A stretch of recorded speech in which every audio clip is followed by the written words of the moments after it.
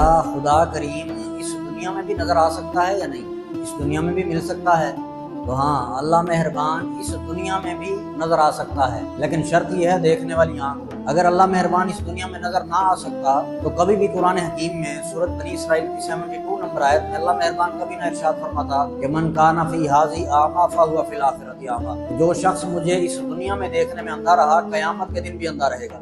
مطلب پتہ چلا کہ ہم یہاں اس کو دیکھنے، اس کو تلاش کرنے کے لیے اس دنیا میں آئے ہیں۔ وہ جو عہد الست تھا، الست بربکم کا وعدہ رب کریم نے ہم سب سے لیا تھا، تو ہم سب وہاں کہہ کے آئے ہیں قالوا بلا۔ تو یہ سارا جو سینیریو ہے، زندگی جس کا نام دیا گیا ہے کہ جی یہ زندگی ہے، مجھے اور آپ کو ملی ہے، یہ بیسیکلی یہ تلاش کرنے کے لیے ہمیں بھیجا گیا ہے اس دنیا میں کہ جو ہم وعدہ کر کے آئے ہیں وہاں پہ، یہاں دیکھیں ہم کہیں دنیاوی لذتوں کا شکار تو نہیں ہو جاتے، ہم اپنے وعدے پر کاربند رہتے ہیں یا نہیں۔ تو اللہ مہربان نے اس دنیا میں ہمیں اسی اس لیے بھیجا ہے۔ اور ایسے ہی ایک بزرگ تھے، تو ان کے بارے میں ایک واقعہ ہے بڑا مشہور کہ ایک شخص آیا۔ بزرگان دین جو ہیں وہ انعام یافتہ جو لوگ ہیں وہ پھر اپنے طریقے سے لوگوں کو سمجھاتے ہیں، امثلہ دے کر، مثالیں دے کر۔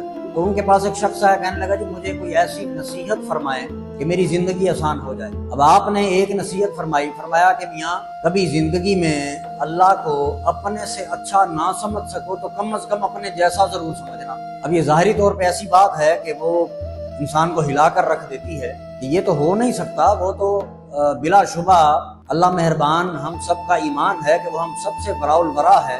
تو یہ کیسی انہوں نے بات کر دی کہ اللہ کو اگر اپنے سے اچھا نہ سمجھ سکو تو کم از کم اپنے جیسا ضرور سمجھنا۔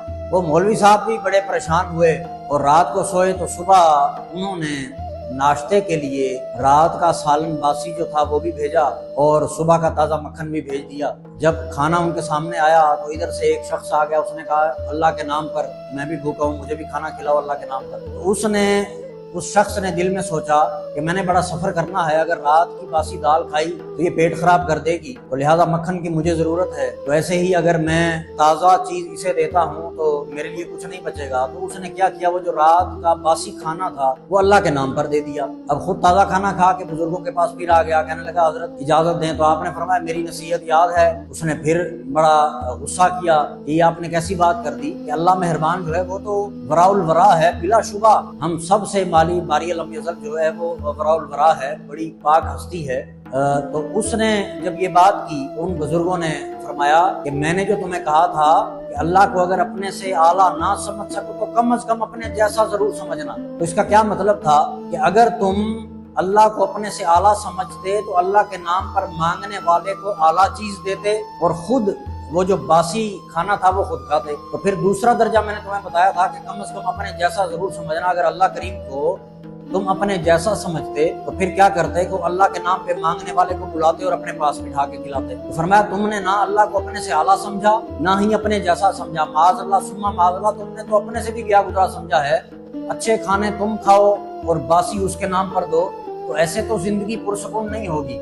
تو یہی طریقہ اللہ رب العزت نے قرآن حکیم میں ارشاد فرمایا، چوتھا پارہ ہے، پہلی آیت ہے، اللہ مہربان نے ارشاد فرمایا لن تنالوا البر حتى تنفقوا مما تحبون۔ فرمایا کوئی نیکی تمہیں اس وقت تک فائدہ نہیں دے گی جب تک تم میری بارگاہ میں وہ چیز خرچ نہ کرو جو اپنے لیے پسند کرتے ہو۔ اب دیکھیں یہاں پیرامیٹر مالک کریم نے سیٹ کیا ہے، یہ نہیں فرمایا کہ جو میں پسند کرتا ہوں وہ مجھے دو، یہاں بھی راز رکھا کہ میری پسند تک تو تم لوگ پہنچ نہیں سکتے، تو کم از کم اتنا ایک آپ کے نزدیک ایک معاملہ ہو جائے، معاملہ فہمی اتنی ہو جائے تمہارے اندر کہ تم جو اپنے لیے پسند کرتے ہو وہی میری بارگاہ میں خرچ کرو، تو تمہاری زندگی آسان ہو۔